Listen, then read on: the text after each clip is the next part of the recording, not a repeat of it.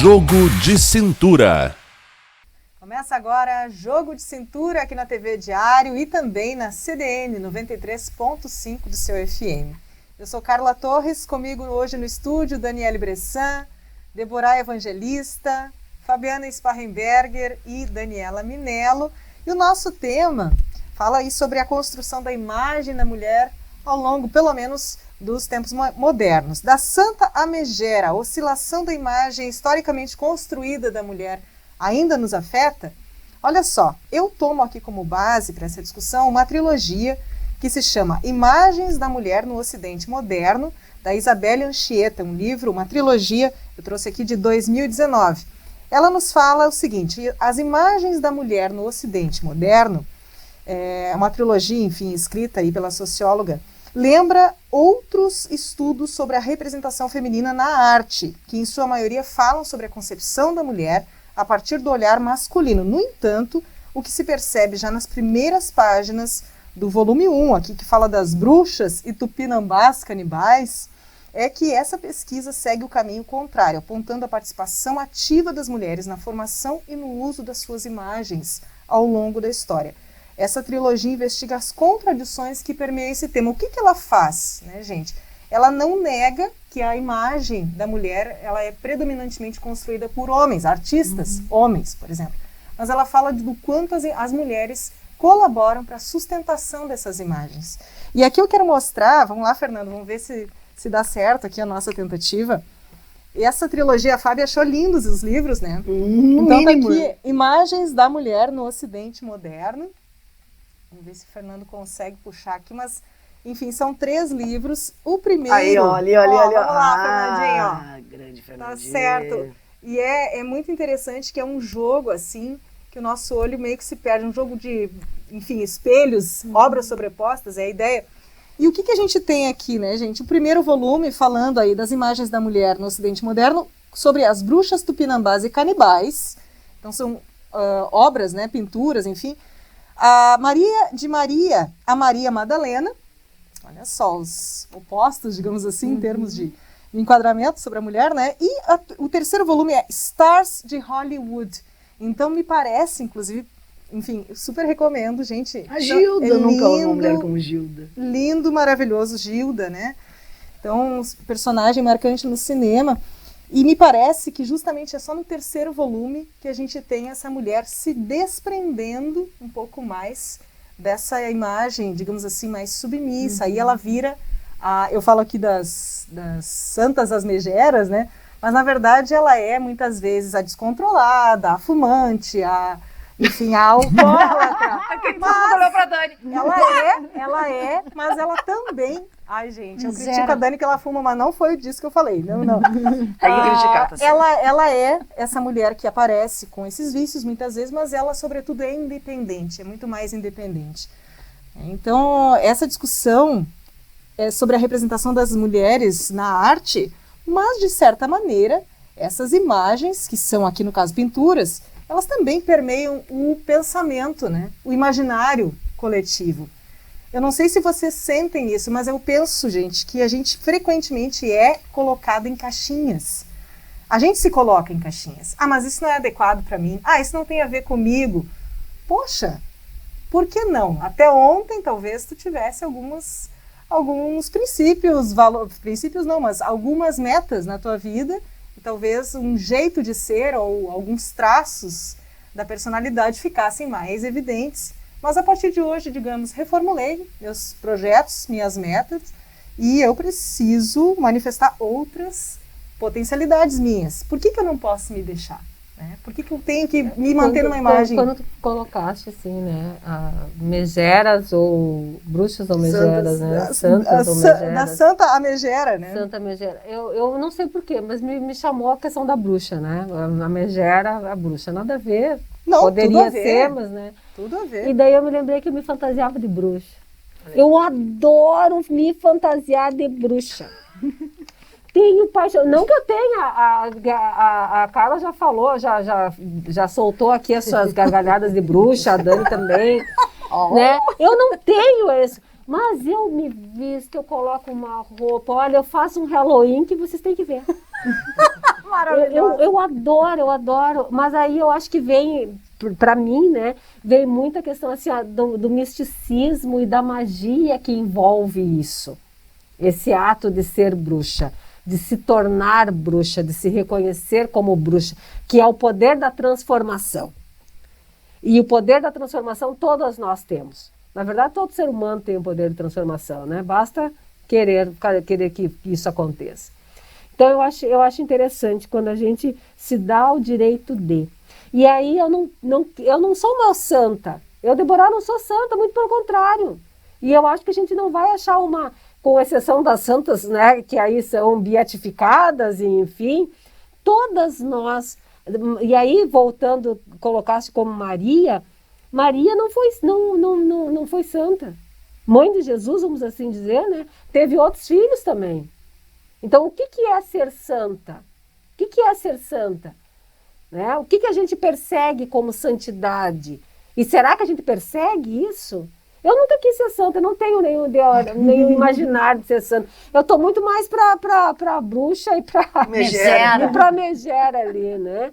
E aí a gente vê como se colocam isso, o homem como o querido, o bonzinho, o amado, não sei o quê, casado com aquela megera. Com aquela bruxa que acaba com a vida dele. A bruxa coloca ele no lugar, né? Acaba com a vida dele. E que é legal a gente ter, né? Porque desde a Idade Média, né, que tinha a caça às bruxas, era justamente a caça dessas mulheres que eram as que transgrediam, né? Eram as transgressoras. Ou seja, o que era a mulher transgressora? A que sabia demais, que falava demais. A que fazia curas e que se tornava público. Aquela que fazia mandinga e que todo mundo descobria. Então, o que é, na verdade? Eu fico pensando assim, eu adoro quando me chamam de bruxa, porque estão me elogiando, porque eu tenho algo a mais do que aquilo que eu vim geneticamente programada pelos meus pais. Ou seja, o momento esperado. Eu crio coragem e faço a diferença dentro dos meus saberes. Mas, por um bom período da história, né, as mulheres, elas eram sacrificadas, né? Elas iam para a guilhotina, etc e tal. Justamente porque a mulher não poderia saber demais. E o saber demais estava relacionado não só ao conhecimento intelectual, mas sim a todos os seus fazeres, né? Se era alguém, por exemplo, um curandeiro, né? Hoje em dia a gente chama, né? Tem várias formas de chamar, de classificar, né? As curandeiras. Mas são todas bruxas, né? Dentro daquela concepção de que se a gente sai daquele limiar do que é o normal do ser humano de uma mulher, era tida como bruxa, né? E isso é muito interessante, porque daí a gente fica pensando, né? Essa construção que a gente tem hoje em dia das filhas, as meninas têm que ser princesas, né? Que as meninas, elas devem ter esse comportamento, né, adequado.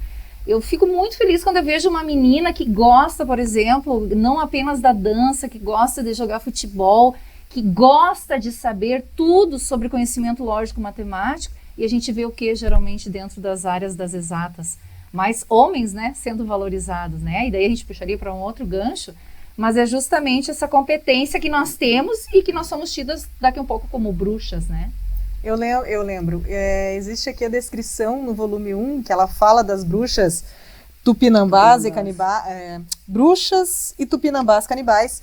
Ela fala que elas atormentaram os homens durante a Idade Média e desafiaram a autoridade da Igreja Católica. Bruxas e tupinambás canibais. Xilografias circulam em toda a Europa, alertando para os perigos dessas mulheres nuas, ativas sexualmente, com poderes sobre a vida e a morte. Então, isso era assustador. Mas hoje, se a gente for trazer para este contexto, né? Todas seríamos. Somos todas bruxas. A questão da tribo Tupinambá, e aí, desculpa a minha memória falar, mas é uma tribo maranhense, se não me falha a memória. Chama a imagem aqui. É uma tribo maranhense, depois a gente pode até confirmar isso. Porque a questão do indígena, porque quando a gente tem esse olhar, é um olhar eurocêntrico. E não é, e eu entendo, né, como se eu fosse o europeu, porque é muito diferente. Então não só a mulher tupinambá, mas o homem tupinambá, o indígena. Porque quando se chega ao Brasil, quando se chega ao Nordeste, e se encontram pessoas completamente diferentes, mas completamente diferentes. Desprovida de pelo, com uma cor diferente, com uma cultura completamente diferente, com uma linguagem diferente. Então, a mulher mais ainda. Porque a história que se conhece a priori, o início da história contada do Brasil, né, que é a nossa carta lá de descobrimento do Brasil, a carta de achamento do Brasil, é uma história contada por homens, porque só poderiam ser homens, mulheres não é de forma alguma, de forma geral não navegavam. Aliás, mulher em navio da azar, é outra história aí sobre questões de pescaria, enfim. Eram homens brancos e europeus. Então é essa visão. Então tu era uma pessoa que usava muita roupa, era uma pessoa que eles saem de lá em março, chegam aqui em abril. Então nós temos aí março na Europa, é frio. Chegou aqui no Nordeste, então como é que tu chega com uma mulher? É muito interessante. Uma das primeiras missas rezadas no Brasil, o indígena não sabia o que fazer. Isso está lá na carta do Pero Vaz de Caminha. O indígena não sabia o que fazer. E o padre, o que as pessoas fazem? Tem que se ajoelhar. Tu imagina quando os padres viram as mulheres se ajoelhando nuas, de cócoras, nuas. O que o padre fez? Mandou elas se enrolarem em panos, para elas poderem se ajoelhar, porque daquele jeito não poderiam, da Igreja Católica. Tá aqui, ó, as primeiras imagens das canibais brasileiras, tá? Justamente, na página 99. As Tupinambás, é uma região, acredito que seja do Maranhão. Carlinha, Fernandinho tá ali te chamando nos tentos. Minuto, eu entretida aqui no meu volume 1. Maravilhoso. Não, essa mulher é a mulher do intervalo, gente. A mulher do tempo. Chama no intervalo, ela me lembra a mulher do tempo. Que existe intervalo, é mulher do tempo. Como diz a Dani. Ela vai trazer a previsão. Vamos pro intervalo, na próxima a Dani vem com a previsão do tempo aqui essa semana. Estamos apresentando Jogo de Cintura.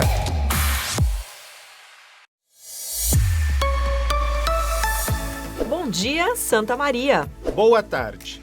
Boa noite aos nossos ouvintes. Está entrando no ar a CDN. Central Diário de Notícias. 93.5. 24 horas de jornalismo ao vivo. De segunda a domingo. 21 programas no seu rádio. Muita informação com credibilidade, dinamismo e agilidade. E com o jornalismo que Santa Maria merece. Somos um time de 30 apresentadores. Em 10 programas diferentes, de segunda a sexta. E mais 11 atrações no fim de semana. Com nossas unidades móveis, estaremos direto do local dos fatos. Assegurando a instantaneidade da notícia. E o compromisso de bem informar a nossa comunidade. Para cumprir a nossa missão, contamos com 40 jornalistas da nossa redação integrada. A maior equipe de profissionais da região central do estado. Garantindo que você fique bem informado nas 24 horas do seu dia. A nossa CDN 93.5. Tem também muita repercussão e análise dos fatos. Um time qualificado de comentaristas, convidados que trazem suas opiniões. Garantindo a diversidade e a pluralidade no seu rádio. De segunda a segunda, o melhor do nosso jornalismo está em 21 programas. São 3 estúdios totalmente equipados para viabilizar a transmissão dos programas. Programas estes que vão ser transmitidos ao mesmo tempo na TV Diário e nas nossas redes sociais. E essa integração entre as plataformas permite que o nosso jornalismo chegue ainda mais perto da comunidade, gerando audiência, visibilidade e repercussão. Informação 24 horas. Diversidade de temas e opiniões. Jornalismo com credibilidade sempre. Esta é a sua CDN 93.5. Central Diário de Notícias. Estamos entrando no ar com o mais completo e qualificado time de jornalistas do coração do Rio Grande. Com o jornalismo que Santa Maria merece. Rádio CDN. Central Diário de Notícias. 24 horas ao lado da comunidade.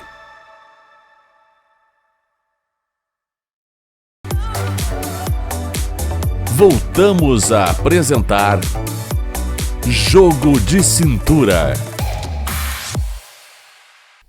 Voltamos com o Jogo de Cintura e hoje aqui o tema é da Santa à Megera, a oscilação da imagem historicamente construída da mulher ainda nos afeta. E o tópico esse tema, aliás, vem por causa de uma obra que me chamou bastante atenção, Imagens da Mulher no Ocidente Moderno, de Isabelle Anchieta, editora Edusp.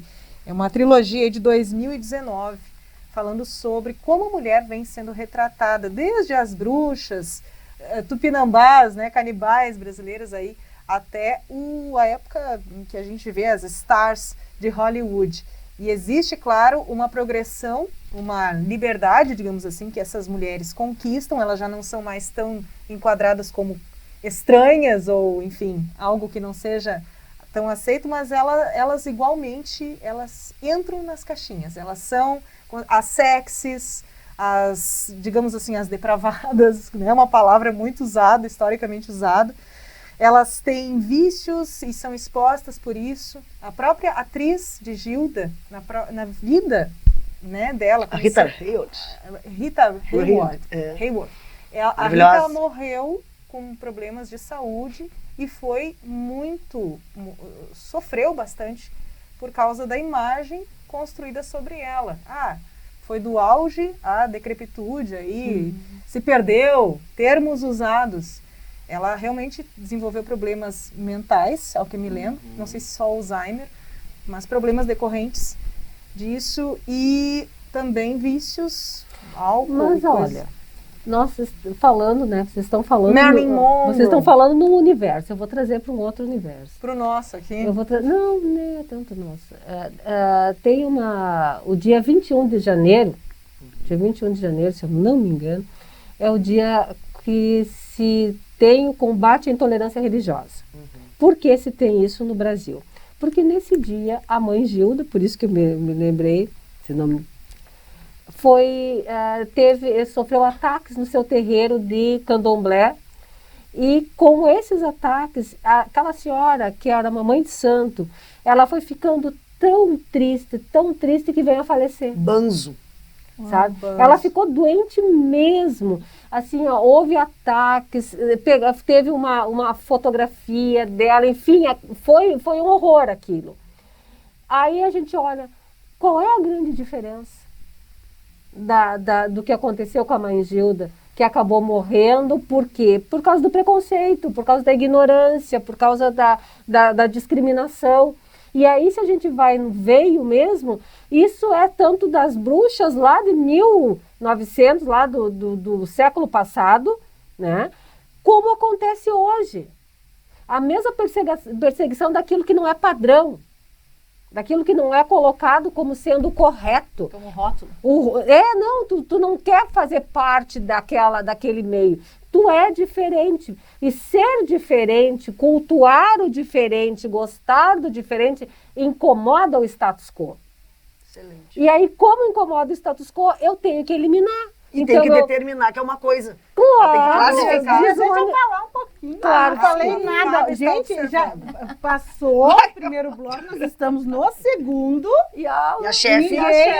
Não é porque é chefe, é que eu fico tão prestando atenção e aprendendo. É que é muito bom, hoje, é muito bom, né? Eu tô exercitando a escuta também. Exatamente. Isso é um exercício que eu estou fazendo no dia a dia, então estou sentido. Falando menos. Faz sentido. Estou sim ouvindo mais e falando menos. É o programa que está inspirando ela está começando a escutar. Tô aprendendo. E sabe o que eu fiquei pensando, gurias?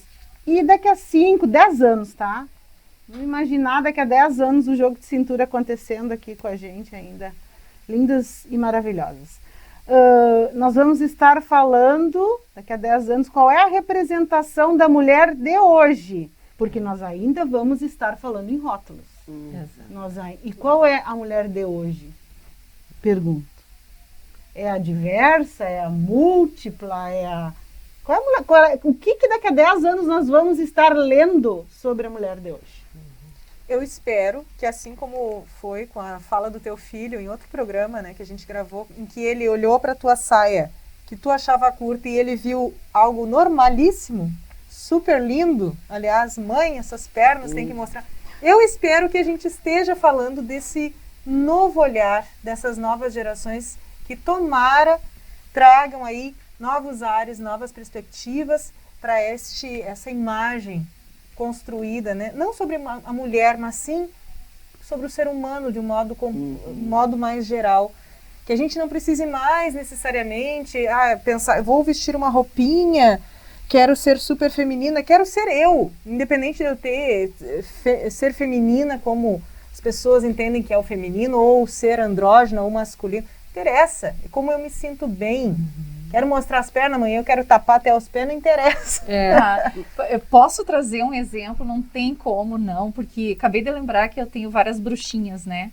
Como eu trabalho com teatro, com crianças, tem umas meninas que elas, vamos dizer assim, que elas são essas bruxas de hoje em dia, e eu fico pensando que bom que nós temos essas meninas que estão transgredindo esses comportamentos e estão tentando mostrar que elas vieram com uma personalidade que é totalmente diferente da época que a gente nasceu e que agora luta, né, para ter esse espaço, para conseguir ter essa opinião firmada, né, com autenticidade.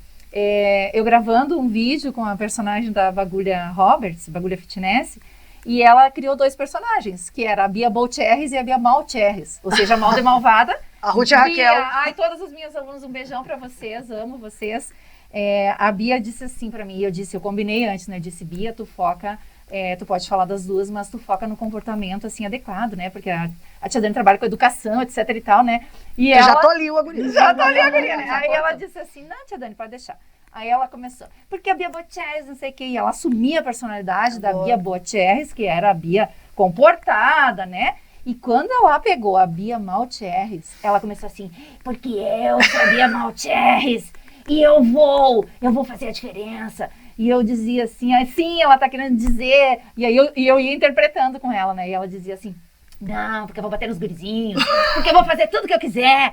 E eu dizia, claro, ela está falando isso como uma forma caricata. E aí ela pegou meu microfone e disse assim, não estou não, e eu vou roubar o teu lugar, Bagulha, porque eu vou! Eu adoro. E aí ela dizia assim, e vocês que estão escutando, sejam Bias Malcherres.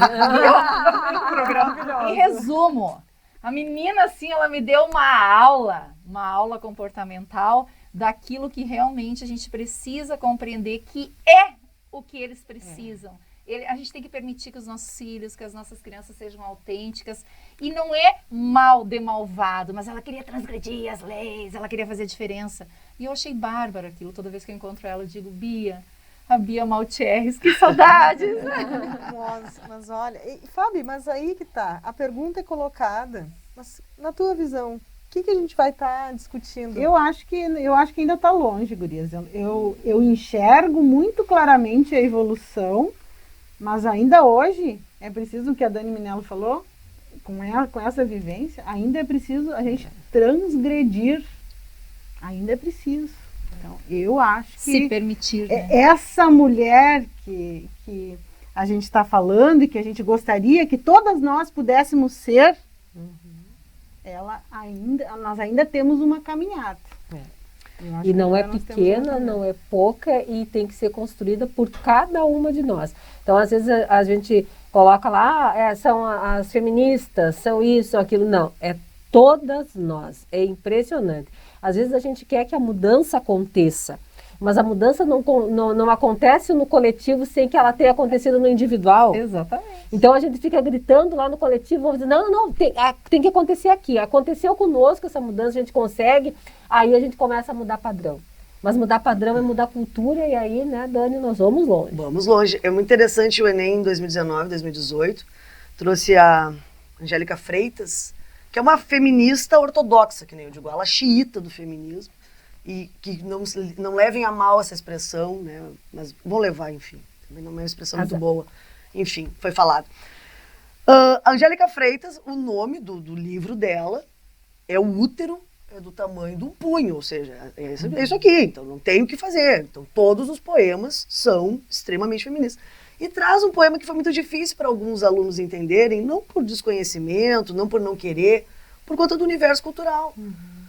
E o poema é essa mulher de vermelho. Ele começa, o que quer? É uma voz masculina no poema, dizendo, o que essa mulher quer, essa mulher de vermelho? Por que ela usou vermelho? Ela podia ter usado amarelo, verde, não, mas ela usou vermelho. O que ela quer? Ela não usou vermelho à toa. Então o que ela quer de vermelho? Eu já sei o que ela quer eu. Ela quer euzinho, termina o poema falando isso. Então, é um poema que está alicerçado dentro de uma base cultural, de um pensamento de senso comum. Porque não é o homem só que pensa isso. Se eu tô na rua, eu vejo por que essa mulher tá vestido vermelho? Gente, se eu contar pra vocês que eu tive um namorado, e é claro, ele deixou de ser namorado logo em breve, né? Logo após esse episódio, ele me largou essa. Eu amo vermelho, vocês podem ver. Vermelho é uma constante na minha roupa. Quem tá ouvindo não sabe, mas então vai lá e nos assiste. Minha meia vermelha. E aí essa criatura chegou pra mim e me perguntou. Criatura é ótimo. Sim, é esse porque tinha que ser esse. Depois desse episódio não tive muito o que fazer por ele. Ele chegou e disse assim, mas mas nós vamos jogar uma sinuca lá? Eu digo, sim. Vamos jogar sinuca, adoro. Eu também. E aí, ele me largou isso e disse assim, mas e pra quem esse vestido vermelho? Eu digo, mas tu tá com jogar inveja? Sinuca? Tu tá com inveja, quer usar? Eu te empresto na próxima. Gente, pelo amor de Deus. Eu pensei assim, ó, mas onde é que eu estava com a cabeça inserida? E é a mesma coisa quando a gente coloca um batom vermelho e diz assim, está mal intencionada com batom vermelho. Exato. Né? Como se fosse algo que nos rotulasse, né? Eu brinco. Vamos lá, poemão? Ah, não, eu brinco o quê? Tu ia dizer, termina. Eu digo brinco quando eu tô com uma coisa que chama muita atenção e a pessoa diz assim, ó, tá mal intencionado, eu digo, não, se eu tivesse mal intencionado, tu nem ia ver.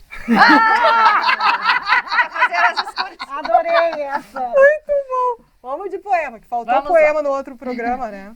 Lilian Rocha, saudade.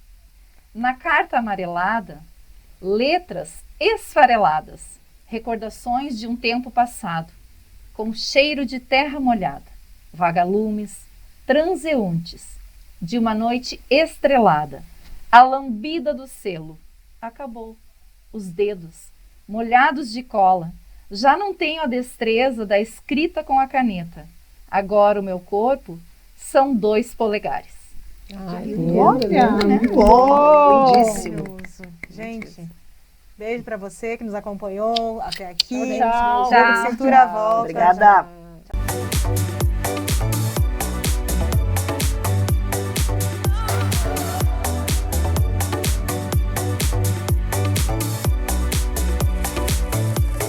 Jogo de Cintura.